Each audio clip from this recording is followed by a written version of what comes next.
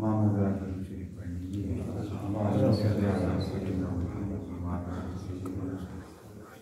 اور مولانا محمد مبارک وسلم علیہ اللهم صل على سيدنا محمد في الأولين والآخرين وقنا الأعداء إلى يوم الدين.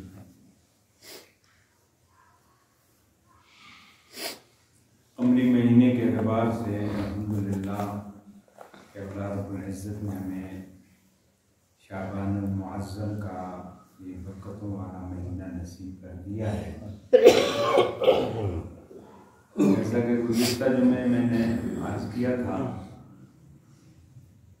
کہ رسول اللہ صلی اللہ علیہ وسلم نے رجب کے ابتدا پر جو امت کو دعا سکھائی ہے کہ اس میں آپ صلی اللہ علیہ وسلم نے رجب اور شعبان میں برکت کی دعا فرمائی کہ اللہم بارک لنا فی رجب و شعبان وبلغنا الی رمضان.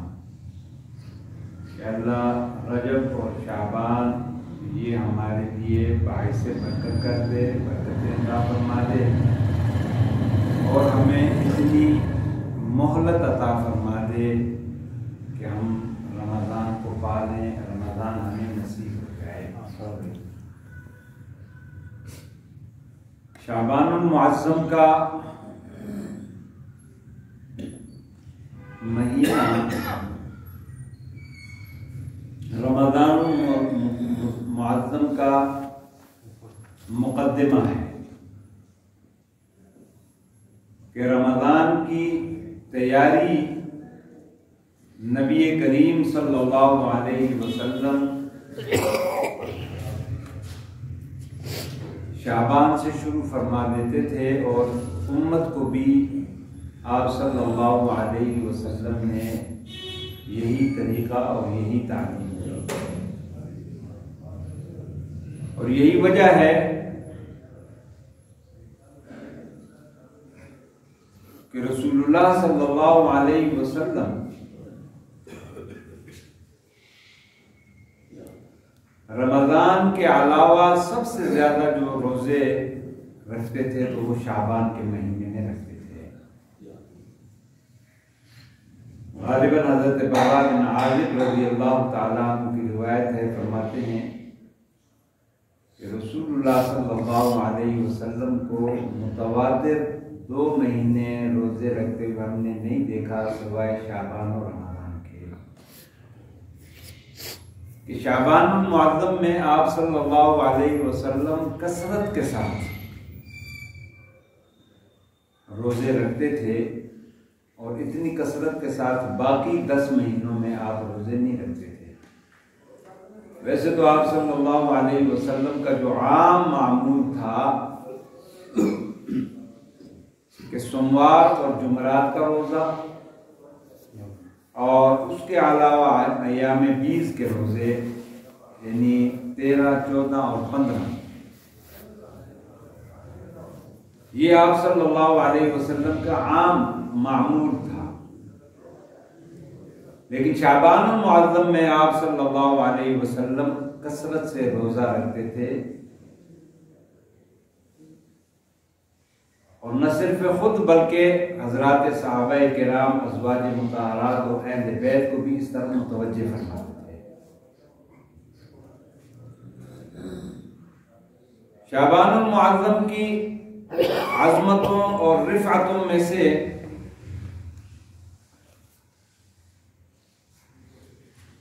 شعبان کی رات کہ 15 شعبان کے حوالے سے اس وقت ہمارے معاشرے میں بہت زیادہ افراط اور تفریط پایا جا رہا ہے.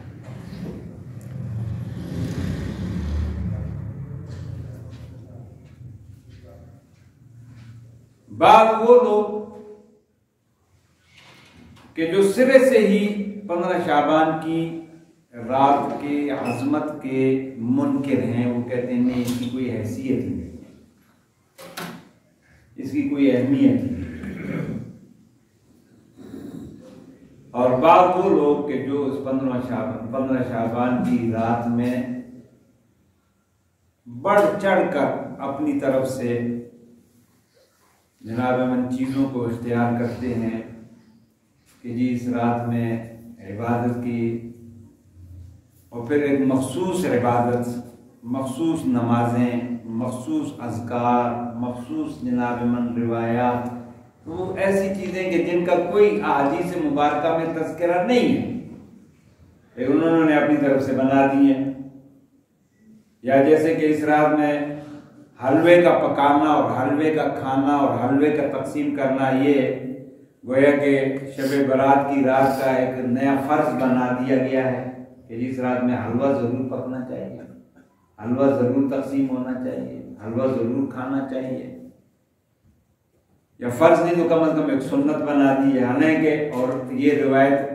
جی کہ آپ صلی اللہ علیہ وسلم کے دان مبارک پہ درد تھا تو آپ صلی اللہ علیہ وسلم نے اس رات میں جو ہے وہ نرم غذا کھائی، یا دان نکلوایا تھا اور نرم غذا کھائی اور وہ حلوہ کھایا تھا، لہٰذا اس رات میں حلوہ کھانا چاہیے۔ تو ایسی کوئی روایت ذخیرہ حدیث میں نہیں ہے۔ اور اسی طرح اس روایت بعض حضرات نے جناب من اس رات میں آتش بازی کو لازمی حصہ قرار دے دیا ہے۔ اب کہ اگرچہ الحمدللہ یہ چیزیں علماء کی محنتوں سے، قربانیوں سے، بار بار بیان کرنے سے، تلقین کرنے سے کمی آ گئی ہے، لیکن پھر بھی ہے۔ مثال کے طور پہ اب اور خصوصاً یہ جو واٹس ایپ کا جو دین آ گیا اور یہ فیس بک کا جو دین آ گیا، یہ نیا دین ہے، یہ ایک نیا دین شروع ہو گیا ہے فیس بک اور واٹس ایپ پہ کہ من گھڑت روایات اور من گھڑت چیزیں بغیر تحقیق کی ہوئی وہ جناب من فیس بک کے اوپر اور واٹس ایپ میسیج اور واٹس ایپ گروپس کے اندر اور جناب من وہ آنی شروع ہو گئی ہیں۔ تو آج یہ کر رہا تھا کہ 15ویں شعبان کے حوالے سے افراط اور تفریط یہ دونوں ہمارے معاشرے میں ہیں کہ ایک طبقہ سرے سے منکر ہے، غیر مقلدین حضرات سرے سے منکر، یعنی کوئی روایت ہی نہیں ہے، اور ایک طبقہ بالکل دوسرے انتہا پہ ہے کہ جی نہیں اس میں بہت کچھ ہے۔ تو خیر الامور اوساطها کہ اہل سنت والجماعت حضرات علماء دیوبند ہمارا مسلک 15ویں شعبان کی رات شب برات کے حوالے سے ہمارا اعتدال کا مسلک اور اعتدال کا نظریہ کہ سرے سے اس رات کی عظمت کا انکار کرنا یہ بھی غلط، اس لیے کہ کتب حدیث میں 17 صحابہ کرام رضوان اللہ تعالی علیہم اجمعین سے اس رات کی عظمت اور اس رات کی فضیلت اور اس رات کا تقدس اور اس رات میں اللہ کی طرف سے خصوصی طور پر رحمتوں اور مغفرتوں اور بخششوں کا اعلان، یہ 17 صحابہ کرام رضوان اللہ تعالی علیہم اجمعین سے منقول ہے۔ تو لہذا سرے سے انکار وہ بھی غلط کہ جس سرے سے یہ انکار کر رہا ہے، اور پھر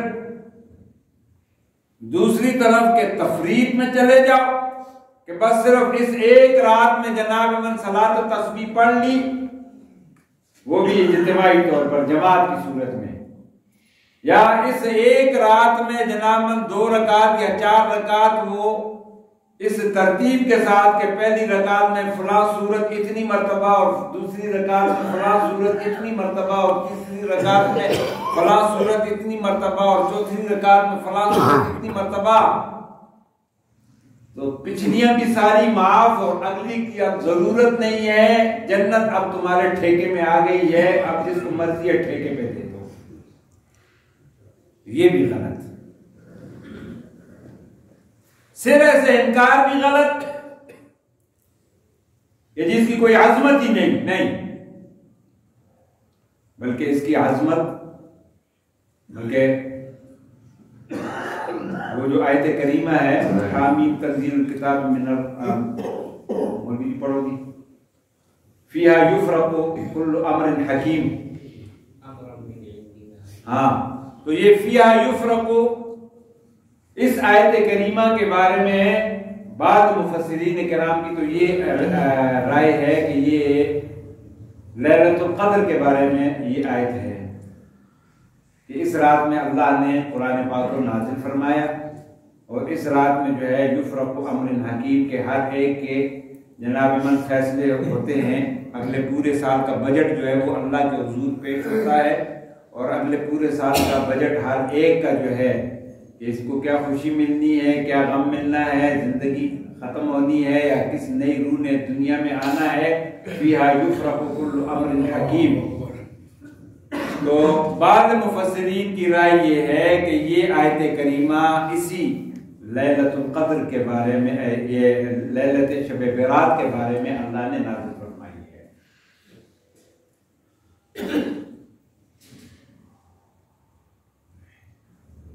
تو اس لیے علماء اہل سنت، علماء دیوبند، ہمارے اکابر علماء دیوبند کا رویہ اور ہمارے اکابر حضرات علماء دیوبند کا طریقہ وہ اعتدال والا ہے. الحمدللہ ثم الحمدللہ کہ دین کے ہر معاملے میں ہمارے اکابر اور ہمارے اسلاف نے اعتدال کا راستہ اختیار کیا ہے، اور اسی وجہ سے علماء دیوبند اور ان کے تعلق رکھنے والے، ان کے متعلقین، ان کے بارے میں یہ کہا جاتا ہے کہ یہ حضرات صحابہ کرام کا عملی نمونہ اللہ نے علماء دیوبند کو آج دنیا میں رکھا ہوا ہے. یہ اعزاز ہے الحمدللہ. تو ہمارا اہل سنت والجماعت حضرات علماء دیوبند کا 15 شعبان کے بارے میں درمیانہ رویہ ہے کہ اس کی عظمت بھی اپنی جگہ ہے، اس کا انکار غلط ہے، انکار نہیں کرنا چاہیے. کہ 17 صحابہ کرام سے روایات موجود ہیں، اور خود ام المومنین سیدہ عائشہ صدیقہ رضی اللہ تعالی عنہا کی روایت کہ رسول اللہ صلی اللہ علیہ وسلم کے عمل کو نقل کرتی ہیں کہ آپ صلی اللہ علیہ وسلم اس رات میں اللہ کے حضور کھڑے ہوئے، اور پھر سجدے میں جب گئے اور سجدہ اتنا طویل ہو گیا کہ ام المومنین فرماتی ہیں کہ مجھے یہ خدشہ ہوا، میرے دل میں یہ خیال آیا کہ کہیں آپ صلی اللہ علیہ وسلم دنیا سے رخصت تو نہیں ہو گئے، اتنا لمبا سجدہ. تو فرمانے لگی کہ میں نے آپ صلی اللہ علیہ وسلم کے پاؤں کے انگوٹھے کو ہلایا، تو آپ نے پاؤں ہلایا تو میں سمجھ گئی کہ نہیں آپ باہر آئے. اور پھر جب آپ نماز سے فارغ ہوئے، سلام پھیرا، تو پھر آپ صلی اللہ علیہ وسلم نے مجھے مخاطب کیا، تو فرمایا عائشہ تم نے کیا گمان کیا؟ تو فرمانے لگی کہ یا رسول اللہ آپ نے اتنا لمبا سجدہ کیا کہ مجھے تو یہ گمان ہوا کہ شاید آپ دنیا سے رخصت ہو گئے ہیں، دنیا سے پردہ فرما کے کہنے ہی نہیں، اللہ تمہاری حق تلفی نہیں کرے گا. اور پھر آپ صلی اللہ علیہ وسلم نے فرمایا کہ تجھے پتہ ہے کہ آج کی رات کون سی رات ہے؟ فرمایا یہ آج کی رات 15 شعبان کی رات ہے، کہ اس رات میں اللہ اپنی کل تمام رحمتوں کے ساتھ دنیا کی طرف متوجہ ہوتے ہیں، اور آسمان سے اعلان ہوتا ہے کہ ہے کوئی تم میں مغفرت چاہنے والا کہ میں اس کی مغفرت کر دوں، ہے کوئی تم میں سے بے اولاد کہ میں اس کو اولاد دے دوں، ہے کوئی تم میں سے بے روزگار جس کی رزق تنگ ہو کہ میں اس کی رزق میں وسعت کر دوں. اور پھر دوسری روایت میں نبی کریم صلی اللہ علیہ وسلم نے فرمایا کہ اس رات میں اللہ قبیلہ بنی کلب کی بکریوں کے بالوں کے برابر اللہ انسانوں کی مغفرت کے فیصلے کرتا ہے، بخشش کے فیصلے کرتا ہے، جہنم سے خلاصی کے فیصلے کرتا ہے، اور جنت کے فیصلے کرتا ہے. اور یہ روایت جو ہے یہ اپنی سند کے اعتبار سے اور متن کے اعتبار سے دونوں اعتبار سے صحیح ہے. اور پھر آپ صلی اللہ علیہ وسلم نے فرمایا کہ اس رحمت والی رات میں بھی رسول اللہ صلی اللہ علیہ وسلم نے فرمایا کہ 6 بدبخت ایسے ہیں کہ جن کی طرف اللہ نظر رحمت سے نہیں دیکھتا. 6 بدبخت ایسے ہیں کہ جن کو اللہ اس رحمت والی رات کہ قبیلہ بنی کلب کی بکریوں کے بالوں کے برابر انسانوں کی مغفرت کا اللہ فیصلہ کرتا ہے، نجات کے فیصلے کرتا ہے، جہنم سے خلاصی کے فیصلے کرتا ہے. لیکن اس مغفرت والی رات میں بھی اللہ 6 آدمیوں کی طرف، اور دوسری روایت میں ہے 5 آدمیوں کی طرف، اور ایک روایت میں ہے 4 آدمیوں کی طرف. یہ 3 طرح کی روایت ہے کہ اللہ نظر رحمت سے نہیں دیکھتا، یعنی ان کی مغفرت، ان کی نجات کا فیصلہ نہیں ہوتا. پہلا فرمایا کہ شرابی، کہ جو آدمی شراب پیتا ہے، تواتر کے ساتھ شراب پیتا ہے، اس مغفرت والی رات میں بھی اللہ اس کی طرف نظر رحمت سے نہیں دیکھتے. دوسرا فرمایا کہ کینہ رکھنے والا، کہ جو اپنے دل میں دوسرے مسلمان بھائی کے لیے کینہ رکھے، بغض رکھے، حسد رکھے، تو اللہ اس رات میں اس کی طرف نظر رحمت سے نہیں دیکھتے. تیسرا فرمایا کہ صلہ رحمی کو منقطع کرنے والا، کہ جو صلہ رحمی منقطع کرتا ہے کہ ذرا سی بات ہوئی اور جاؤ میرا تیرا جینا مرنا ختم، تو صلہ رحمی منقطع کرنے والا اللہ اس رات میں بھی اس کو نظر رحمت سے نہیں دیکھتا ہے. چوتھا آپ صلی اللہ علیہ وسلم نے فرمایا کہ اپنے پاجامے، اپنی پتلون، اپنی دھوتی کو گھٹنوں سے نیچے لٹکانے والے کی طرف بھی اللہ اس رات میں نظر رحمت سے نہیں دیکھتا. اب خود اندازہ کر لو کہ یہ کتنا بڑا گناہ ہے جس کو آج ہم گناہ ہی نہیں سمجھتے. آج ہماری سلواریں، ہماری پتلونیں وہ کتنے گھٹنوں ٹخنوں سے نیچے ہوتی ہیں کہ سلوار، اور الٹا یعنی ہماری عورتوں کی جناب من ٹخنے اور ان کی آدھی پنڈلیاں ننگی ہو گئی. اب آج جو وہ پجامے پہنتی ہے، یا جو اب تو پجامے سلواریں تو اب ختم ہو گئی، اب تو وہ جناب جینز آ گئی ہے. یعنی آج سے 12-15 سال پہلے ہمارے اس معاشرے میں یہ تصور ہی نہیں تھا کہ ہماری بہن بیٹی جو ہے وہ جین پہن کے عام بازار میں یا گلی میں نکلے گی. لیکن دیکھ لو کہ کافر اپنی محنت کر رہا ہے، تسلسل سے کر رہا ہے، سوشل میڈیا کے ذریعے سے، الیکٹرانک میڈیا کے ذریعے سے، پرنٹ میڈیا کے ذریعے سے، ڈراموں کے ذریعے سے، فلموں کے ذریعے سے اس نے اتنی ذہن سازی مسلمان کی کر دی ہے. بے دینوں کو تو چھوڑو، بد دینوں کو تو چھوڑو، دین سے بیزار لوگوں کو تو چھوڑو، آج نوبت یہاں تک پہنچ گئی ہے کہ اچھے بھلے دیندار گھرانے، صوم و صلات کے پابند گھرانے، کہ آج ہمارے گھروں میں ہماری مائیں، بہنیں، بیٹیاں وہ جین پہن کر سرعام، اور اب وہ پہلے تو چلو جین پوری ہو تو پھر بھی اب تو وہ نیا رواج آ گیا نا کہ جین یہاں سے کٹی ہوئی، یہاں سے کٹی ہوئی، یہاں سے کٹی ہوئی، یہ جناب من پٹوں سے کٹی ہوئی، اور پھر اتنی اس کی لمبائی کہ آدھی پنڈلیاں جو ہیں ہماری ماں بہنوں کی وہ ننگی، اور نوجوانوں کا یہ حال کر دیا کہ وہ کٹی ہوئی تو پہنتے ہیں اور اتنی لمبی کہ وہ پیچھے سے جناب ایڑیوں کے نیچے سلوار وہ جناب جوتوں کے نیچے بھی جا رہی ہے. اور یہ اتنا بڑا گناہ کہ رسول اللہ صلی اللہ علیہ وسلم نے فرمایا کہ اس رحمت والی رات میں بھی، اس مغفرت والی کے عام اعلان اللہ کر رہا ہے کہ ہے کوئی تم میں سے گناہوں کی معافی مانگنے والا کہ آئے اور میں اس کے گناہ کو معاف کر دوں. اس رحمت والی رات میں بھی رسول اللہ صلی اللہ علیہ وسلم نے فرمایا یہ کوئی میرا یا کسی مولوی کا کلام نہیں ہے کہ آپ کہو چھٹو جی مولویاں نو اینا نو کی پتا،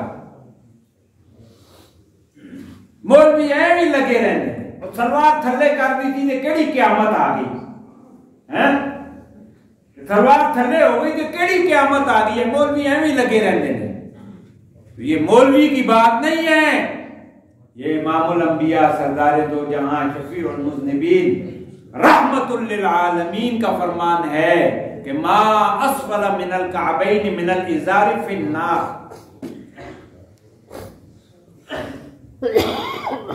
کہ ٹخنوں سے نیچے جو کپڑا لٹکے گا، یہ ٹخنے جس سے چھپیں گے، رسول اللہ نے فرمایا کہ کل قیامت کے دن اللہ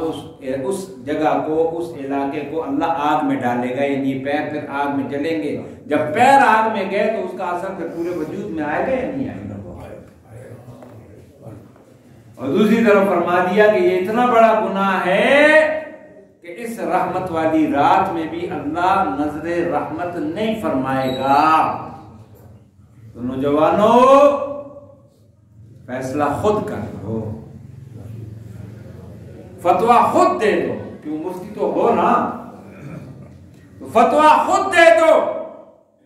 اگر جہنم کی آگ برداشت کر سکتے ہو تو پھر جو روٹینیں چلتے رہو،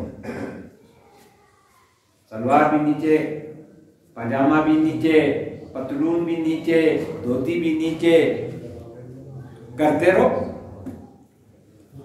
اور اگر اس آگ کو برداشت نہیں کر سکتے ہو، اللہ کی نافرمانی کو برداشت نہیں کر سکتے ہو، اللہ کے غضب کو برداشت نہیں کر سکتے ہو، تو پھر تھوڑی سی ضرب دو اپنی اس خواہش کو اور اس گناہ کو چھوڑ دو، اور اپنی سلواریں، اپنی پتلونیں ٹخنوں سے اوپر کر دو، اور ماؤں، بہنوں، بہووں، بیٹیوں کی سلواریں اور ٹخنے ان کے چھپا دو، تو اللہ راضی ہو جائے گا. یا جو ہم ہائے ہائے ہائے کر رہے ہیں نا، رو رہے ہیں، یہ جو بدحالی، معاشی بدحالی، سیاسی بدحالی اور ہر طرح کا جناب من عدم استحکام کے جو اس وقت ہم مبتلا ہیں، اس کی وجہ یہی ہے کہ جو اللہ اور اس کے رسول کی جو نافرمانی اور جو گستاخیاں ہم کر رہے ہیں، یہ اس کی پکڑ ہے اور کوئی بھی نہیں. یہ جو نااہل حکمران، چور اور ڈاکو ہم پہ مسلط 75 سالوں سے تسلسل کے ساتھ مسلط ہو رہے ہیں، یہ ہمارے کرتوتوں کی سزا ہے. اس میں ان کو دوش نہ دو، اپنی اصلاح کی فکر کرو. ہم ٹھیک ہو گئے تو پھر اللہ ہم پہ حکمران بھی ٹھیک مسلط کرے گا. اعمالکم عمالکم، جس طرح ہمارے اعمال ہوں گے اسی طرح ہم پہ حکمران آئیں گے، سربراہ آئیں گے. باقی انشاءاللہ